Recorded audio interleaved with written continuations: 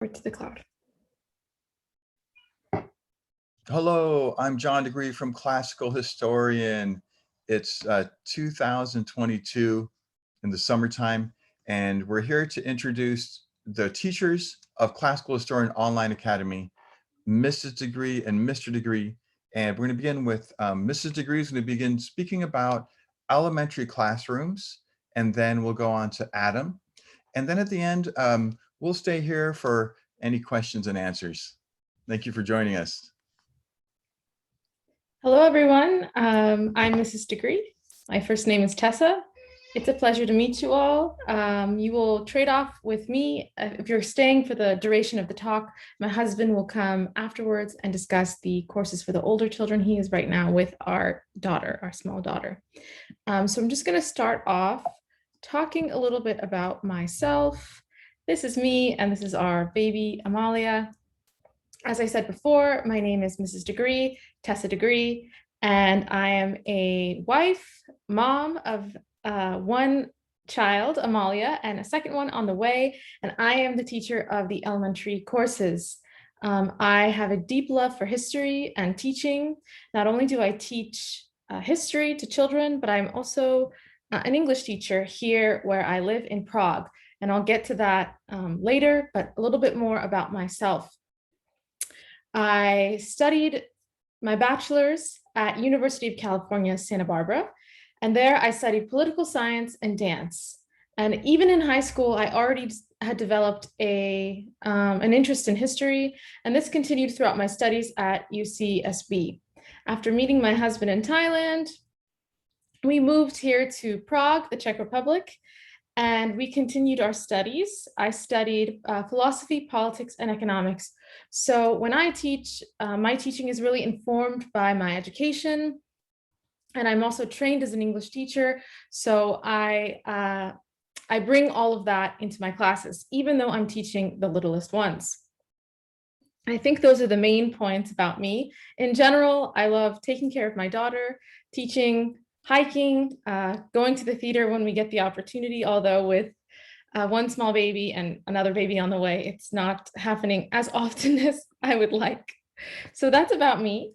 And let's move to where I am. So I'm in Prague, and this is actually the city where my husband was born, also Praha in the Czech language, which was, I'm just going to be admitting people as we continue, sorry, which was founded around 885, and everyone speaks Czech here. It's historically one of Europe's largest cities. It was never bombed, and as you can see by the photo on the screen, it looks fantastic, and this differs from some of its neighboring cities, which don't have such striking Gothic and medieval architecture due to bombings. Despite this, it was occupied by both Nazis and Soviets. So we live also in this historically rich city, and I teach many courses: the American Revolution, ancient Rome, as well as medieval history. So in some of my courses, we go over architecture, and we have the awesome opportunity of living here and being able to see plenty of examples. So I bring in examples from our daily life, architecture where we live, to sort of enrich the kids with some firsthand knowledge and experience living in a very beautiful historical European city. So this is where we live. Now, let's get to the main point of probably why you're here, learning about our elementary courses. So our courses are designed for children in grades 3 to 5, and they're gentle introductions to history. Now, what does that mean? During the class, I lead the students through virtual tours of historical sites, and the focus of the class is really getting the kids comfortable with reading and explaining the most important people and events that happened depending on which course we're talking about. So the goal is not to assign a lot of homework or to really make sure that the kids memorize any kinds of dates or facts and figures, but it's really about starting the kids on a path so that they learn they have this foundation of loving and having an interest in history, and that this will follow them in the rest of their studies, as they will continue to study history for years to come.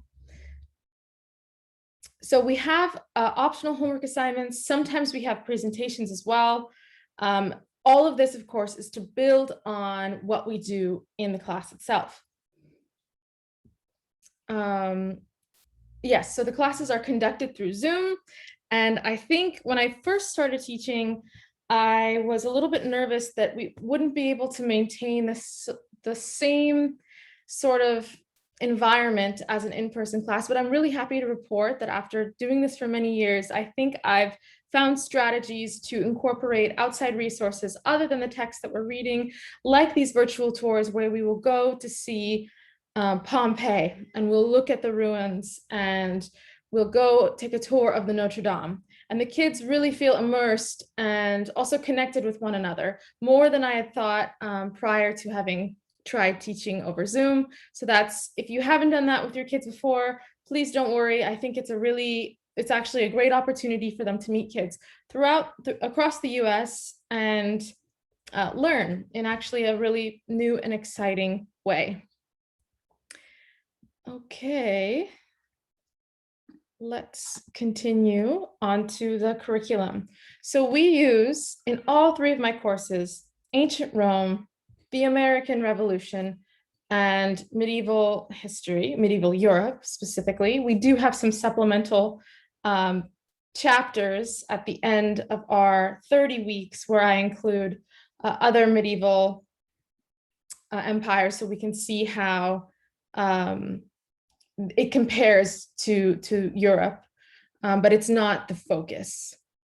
Core Knowledge Institute. So we chose this curriculum. I think all three textbooks are excellent. They do a really great job of bringing down the content to the child's level without trivializing it. So really engaging with the students at their level and forming that interest in history from a really young age. And the person who founded Core Knowledge has a really great, I feel like, concept about why he does what he does. And I think that shows in the texts. We also use in our courses the games that were developed by the classical historian. So here you can see a picture on the bottom right-hand corner of the screen. We play a version of the Go Hit Fish game during class. So the structure of the class, the kids log into Zoom. Welcome to class, everyone. We have a brief chat, just check in, recap what we talked about the previous lesson.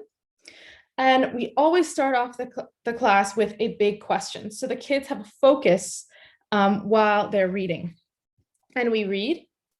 For the duration of the class, there's also supplemental materials like listenings or nonfiction excerpts that we include. And then at the end of the class, we answer that big question. So it ranges depending on the class, but we have a time for the children to write their responses. And then we come back as a class and we discuss. And to end the last 5-10 minutes of class, we play a game. And the game is always based off of the theme of the course. So medieval history, the classical historian has a set of cards, and children learn facts and information about this period. And it's, again, a fun way to get them interested and excited about, excuse me, history. So I think that is the bulk of everything that I wanted to cover. And we can just, I guess, back to you, John, and open it up for any questions or, yeah. At this time, it would be best to go to Adam. And okay. We'll just go on to the grades 6 through 12 curriculum. And then at the very end, I'll say a few words and then open it up for questioning. Thank you very much. Okay. Degree, so great to see you and hear you explain this course. I want to also just add that with her course, Mrs. Degree has learned ways to make the online experience like a community So the children during class have their cameras on, they're engaged with her. It's a very warm environment. Um, and so now we'll go, I believe, is Adam available? Yes, I'll go grab him and I'll get my daughter. Thank you all for your time. As they switch spots, I'd like just to bring up about the classical historian. We've been in existence since 2011, and our online courses have been running since 2016 or 17.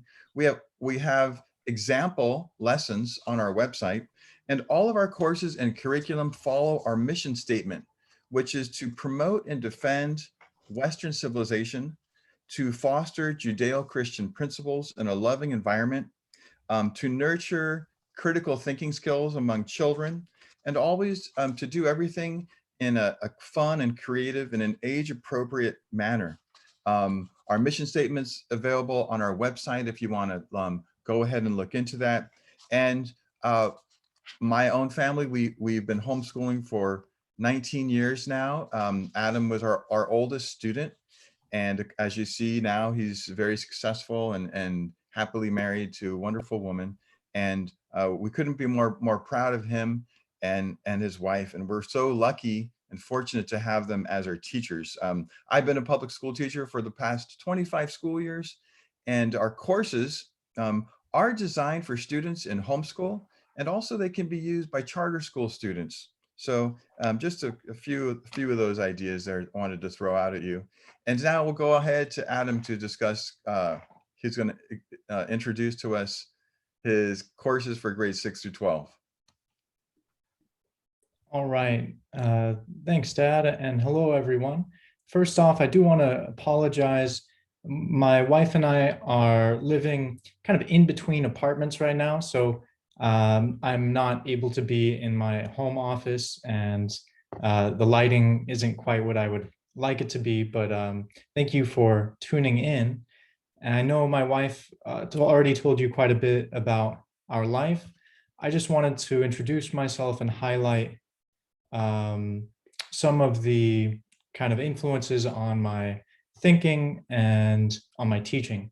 So I guess I should have started by saying that I was homeschooled by my parents from grades 4 to 9. And I think I was one of the first students to use the classical historian method. So I really enjoyed it and benefited from it. And the focus on critical thinking that it has led me to study philosophy in my undergraduate at the University of California, Santa Barbara. And in many ways, I received a high quality education there. But in many ways, I left with lots of opinions and not so much knowledge. And that was made clear to me when I met my wife while studying abroad in Thailand. And my wife comes from or grew up in a very progressive family politically. And I grew up in a very conservative family politically. So what united us was actually arguments and debates. And we gradually fell in love, despite our best intentions. And we always had something to talk about. And we both had a big influence on one another and our intellectual development. So that is definitely something I try to bring to my classrooms. And I love it when my students have disagreements, because it makes everything a lot more fun and interesting. And it forces everyone to examine their beliefs and to examine the evidence that they have or don't have. So that was really a catalyst for a lot of my studies, and realizing that I didn't have reasons for some of the beliefs I held led me to read a lot, especially in the areas of economics and political thought. And after moving to Prague, we discovered that there's a university that teaches philosophy, politics, and economics in a single degree for the Master of Arts. And so we both studied there. And that was really fun for me. And I always try to kind of let students know that they have to look at topics from many angles, and that's the best way for them to fully understand things. So those are kind of my academic or intellectual interests. And on the professional side, I work as a freelance writer, and most of the freelance writing work that pays is not related to philosophy, which is a great shock to everyone, I know, but it is a very flexible and sometimes interesting line of work, and allows me to live here in this very historic city. So that's, I guess, a bit about me. And if any of you have questions about any of that, I'm happy to share more. Now it looks like the PowerPoint is being a little glitchy. This is supposed to say junior high. So I'd like to start with the junior high level. Now, junior high students are just starting to get the capacity to debate, and usually they let their parents know as soon as that capacity comes online. And so the goal of the junior high courses is to teach them a method by which they can systematically base their arguments on facts. And of course, for an 11 or 12-year-old, I'm happy if the outline is there, if they can recognize what a good argument is, recognize what good judgment is, and form solid arguments at the end of the year. I'm very happy. And usually I'm surprised, and students are able to do that fairly quickly after a few months. But over and over again, the focus of the courses is always on the method. Why do you think what you think? And getting the students to explain themselves. And at this age, I'm not so focused on making sure that they remember every single thing they read, because they're going to return to all of these topics later in life. Even in high school, they should be returning to ancient, medieval, and American history. So I want to make sure they're introduced to essential historical knowledge, that they're not surprised later on. Of course, if they remember everything, that's great, and I do my best to help them get there. But my main goal is to teach them the method of argumentation that helps them to base their arguments on facts, and to get them interested and engaged so that they start this lifelong process of development and growth. So those are my main goals at the junior high level. And at the high school level, we build on that. Everything becomes a bit more advanced and more sophisticated. So the students are expected to do primary source research, and not only to read a textbook that I assign them, but to find their own sources. And I'll be teaching them how to tell the difference between a trustworthy source and a source that is just spewing opinions. So they're gaining the skills to be independent thinkers at the high school level. The textbooks that we use are suitable for a 1-semester college level course. So we tackle them in a full school year, which means there's a much slower pace. The reading load is typically going to be 30 pages or so or less a week. So it's definitely something that all students are capable of doing. It might cause a bit of difficulty at the beginning of the year, but it is a slow pace. And so the students are being challenged, but it's at an age-appropriate pace. And by the time they leave that course, at any of the high school levels, the students are able to form very convincing arguments on the basis not only of assigned reading, but of independent study. And both of the levels, junior high and high school, have an optional writing component. And that moves in parallel to the discussion course, but it is separate. So I don't talk about the writing during our time together. I really see the time together as 50 minutes that should be full of the students speaking. And I try to speak only when something requires more explanation and it's not going to be clear to them from the reading. So with the writing component, we usually are assigned or assigning essays based on the discussion questions. So the students will debate, have a discussion, and in that debate, they'll not only share their own arguments, but listen to others. And then after that, they can write an essay. And so that allows them to get lots of evidence from their fellow classmates and to have thought about the issue in some depth before they write. And there's a lot of flexibility offered with the writing course. My minimum requirement is one essay per month. But if parents want their students writing an essay a week, then that, the grading for that and the feedback for that is included in the price. So it's really up to the parents and up to the students. Also, accelerating the pace throughout the year is an option. And essentially, I'm here as a resource for the students to help them write compelling arguments. I focus more on the historical content and the quality of the evidence and less on stylistic aspects. So it's not like a literature class. It is specifically writing for history.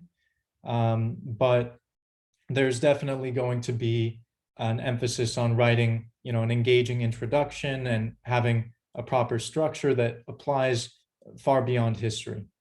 And I'm happy to answer any questions about that as well. So I think that's probably all I wanted to say. And I think this will be my 6th year teaching with the classical historian, perhaps my 5th, but I believe it'll be my 6th. So it's actually been quite a while now. And it's really something I'm looking forward to. Lights up the whole week.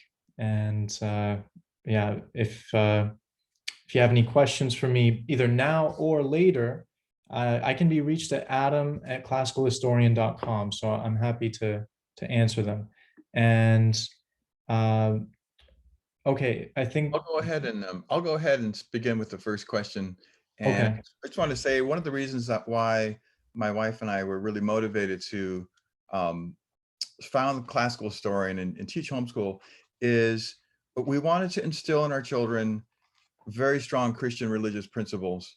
And we wanted to also give them the intellectual capacity so when they're adults, they'll be able to evaluate what's happening in the world, read, think, discuss, treat others with great respect, and make the best decisions. And so in history, it's so nice. I'm very fortunate to see, Adam as a grown man, that this program really works that way. Your children will not only learn history, but they will learn how to analyze the past and current events and speak with others and be patient and to search for the truth in history. I'd like Adam for you to speak a little bit about how you assess the students. Some parents usually have questions about grades. How does the grading work?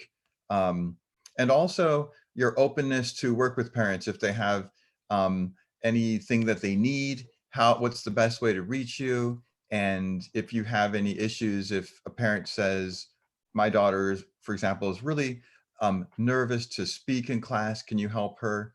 Can you talk a little bit about the grading, assessment, and any special needs a parent might have? Yeah, sure thing. So with grading, since it's a discussion-based course, my number one requirement is that there's class participation that's honest and respectful and reflects that the student has done the homework. So there are not assignments to be completed every week and turn into me, but there is the expectation that when called upon, the student will be able to respond and draw on what they've read. So usually in class, I have a mixture of asking for volunteers and putting students on the spot. And that way, the students know they have to read, but there's not any time wasted going over more routine exercises just to check in on everyone every single time we meet. Now, with the writing course, there is typical A, B, C, D, F grading structure, and the final grade for every single essay. The final grade for the course, though, is largely reflective of improvement made over the course of the year, or at least I take that into account. So it won't simply be the average of every essay the student's written, but also a reflection of progress that they've made. So with the discussion course, respectful, honest participation is pretty much the requirement. And I found that, my job is to keep the students engaged. And if they are engaged and they're doing the homework and they're thinking about the questions, then I feel that the course is a success, because the whole point of meeting once a week is to discuss. And I think that that's the number one goal. So many students are very conscientious, and they want constant feedback, and just to know that they're on the right track.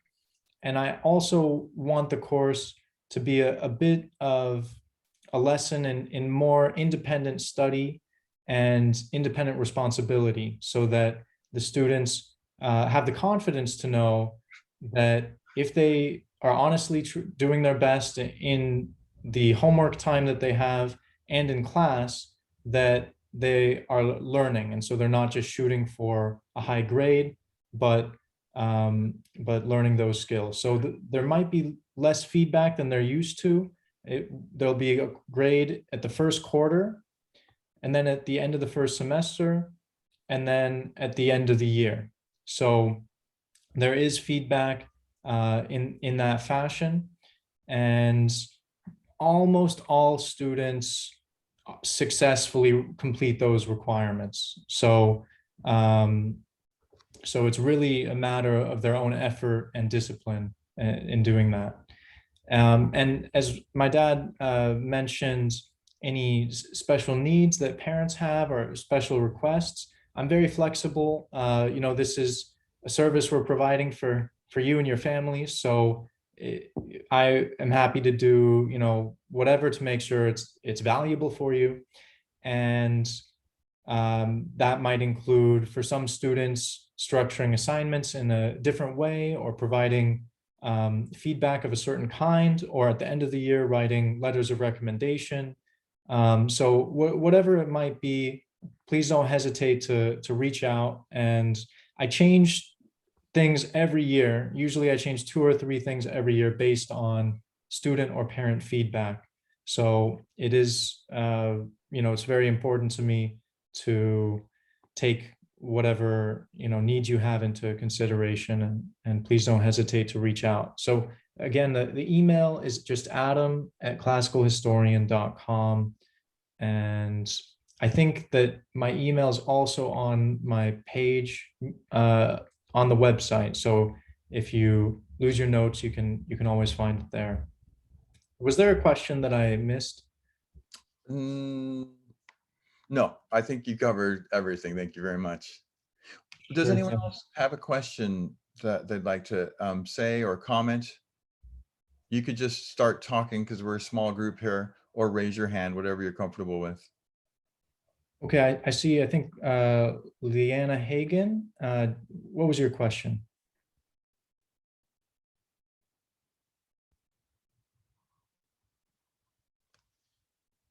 Oh, Leanna, you're still muted. you mind clicking on I'm the here. mic? There I There we am. go. Cool. Hi, Mom. It took me a while. I'm so sorry. First of all, thank you so much. We have been desperately looking for American history for a high schooler this year.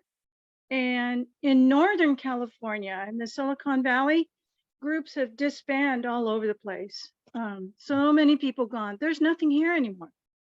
We used to have co-ops. We used to have, you know, a lot of things that helped us. So thank you for offering this. I'm so eternally grateful. My son spent 2 years in speech and debate. And so he's been begging me, asking me for something like this for history. And so thank you. How many students are in your course? That's a great question, and thank you for sharing that.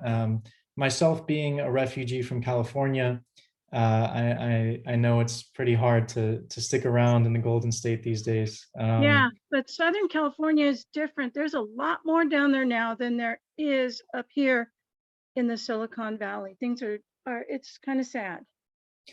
Yeah, it's too bad. I hope things improve soon.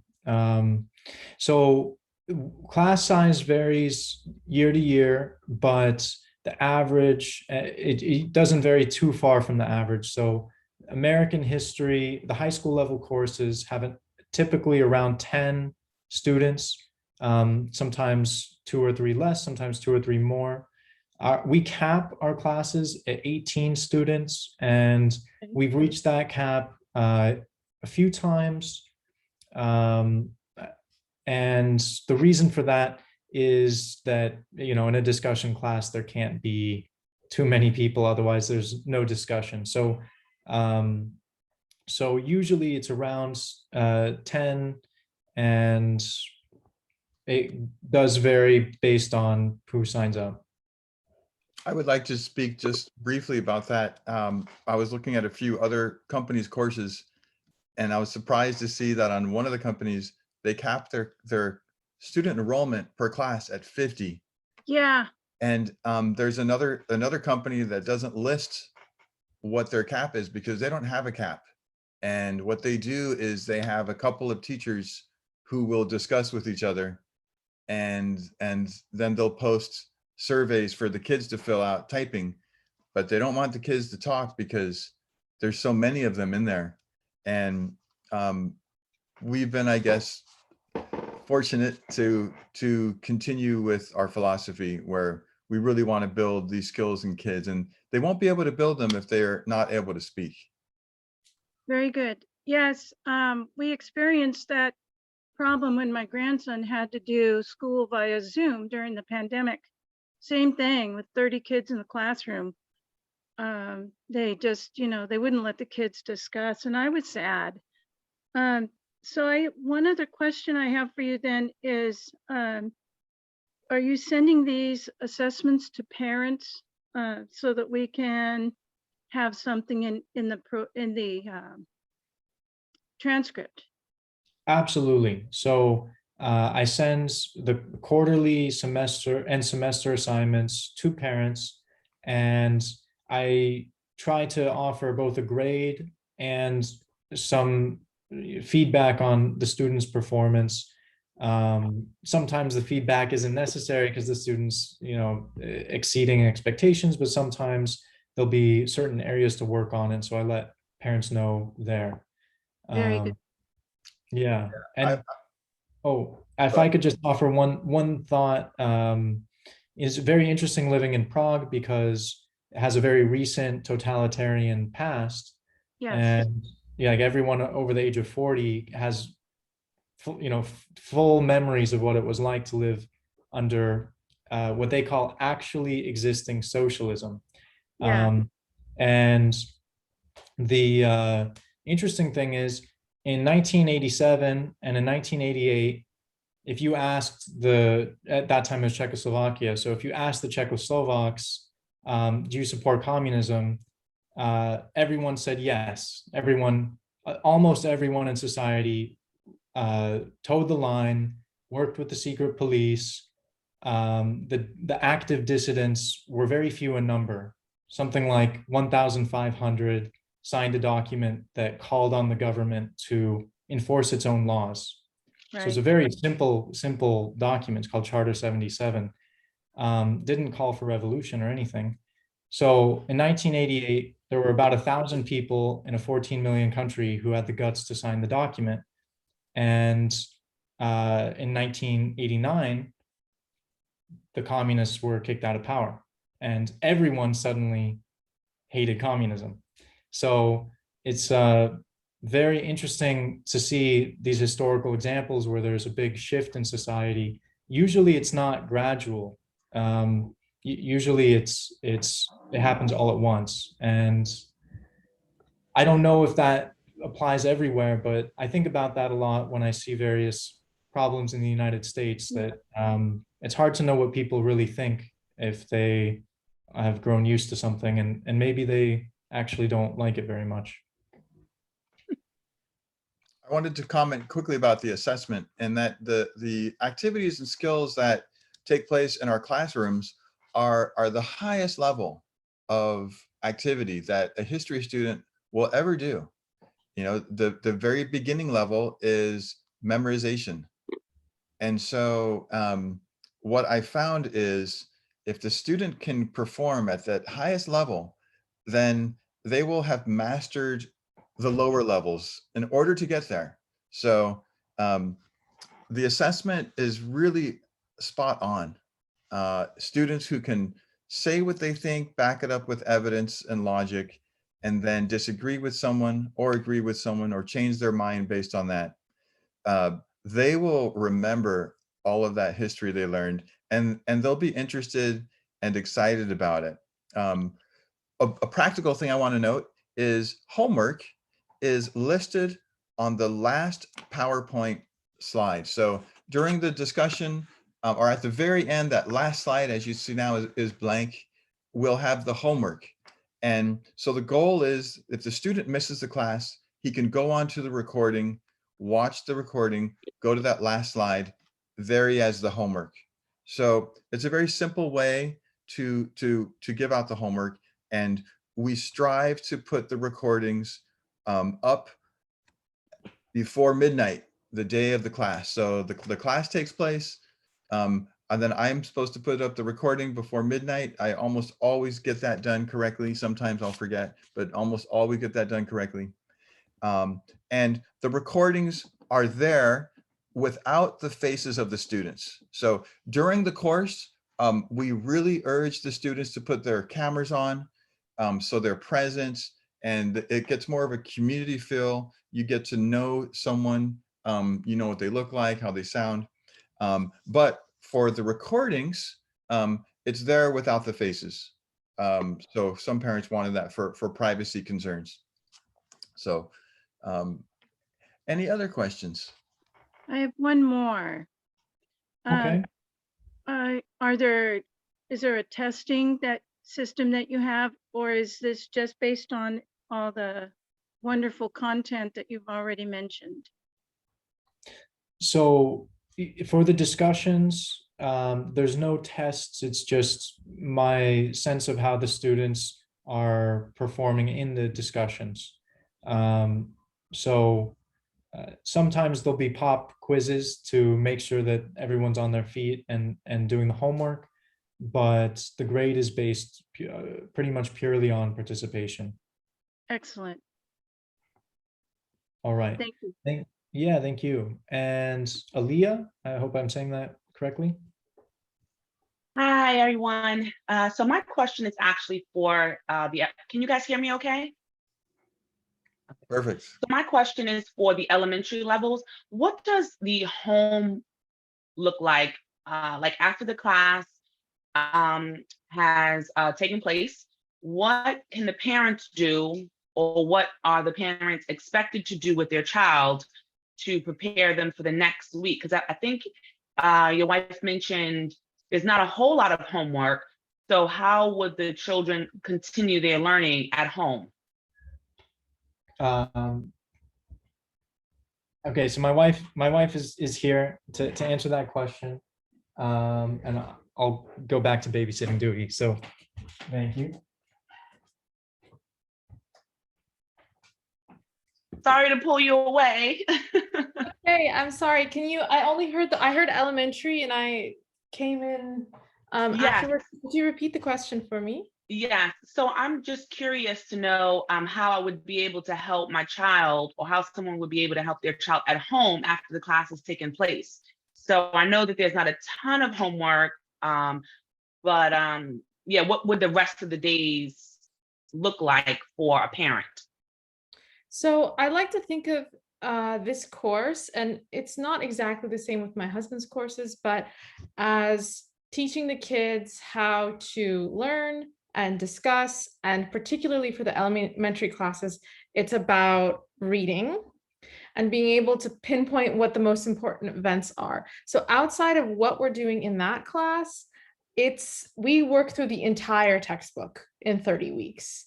So that is the main portion of it. And if your child, I have a lot of students in my courses whose parents have a supplemental material that they use. And it's actually a good idea. I can contact them and figure out what exactly they're using, but I know that they use a lot of, like, for example, in one of my courses, we read, I'm trying to think of some of the nonfiction, fiction things that children read to learn about the time period. So let's say it's medieval, you incorporate some fictional book that you have your children read, which engages them in all of the themes and sort of structures of the society in medieval times, so that they're increasing their ability to read, literacy in general, and also fully engaging in the subject. And I have a lot of parents that do that. And then they have other supplemental materials that they find. But as for my course, we really are focusing on reading, discussing, and of course, all the tours and things. So I can't add much more than that, but hopefully as the time goes on with the classical historian, we're able to maybe create a list of extra supplemental materials for parents that want their kids to have more guidance on what to do outside of the courses. Yeah, in some of Thank you. my other talks, I go into this topic and kind of explain further. But maybe this is a kind of a call for us to have this in writing. You know, as far as our online courses go, what can you do outside of class to further the education of your children? And so I've written that down and kind of put that as like a goal for us to have that in writing. But since this is just about the online courses, I don't feel I want to go into great detail on that right now. I'm gonna swap out again with my husband. Thank you. Or, sorry, is there any other elementary course questions before I leave? I know that maybe I'm not here, so. Okay. Well, it looks good. Does anybody have a question for me about administrating the class or anything? And I'm not able to see your hand raised because now I'll go ahead and reclaim as host. Any questions for me? If not, then I'm going to go ahead and close our meeting right here. I'm going to thank everybody for attending. I'm going to be posting this on our website, and also you're encouraged to come to our other talks today. I have one at 11, and then I have a question and answer time period, and that could be a time to come in at 1 o'clock Pacific time. I can go into further detail about things to do outside of class. What I can share what we did with our kids. Our youngest now is 14. So that would be a great time to talk about that. Adam, did you have anything you wanted to add? I don't know if it was covered, but when you asked that question, Aaliyah, I thought of the card games. So the card games are really fun. Kids like to win. And usually by the end of the year, there's like a nanosecond response time between reading out the clues and the kids knowing what the card is. So it really cements things in there for them. And yeah, for the young kids, it's especially helpful. Yes, you're right. Thank you. That's perfect. Sure thing. I want to thank everybody for coming here, and I'm excited about this school year coming up. And I'm available always at john@classicalhistorian.com, Adam at classicalhistorian.com, and Tessa at classicalhistorian.com. So thank you very much, everybody, and have a wonderful day. Bye, everyone.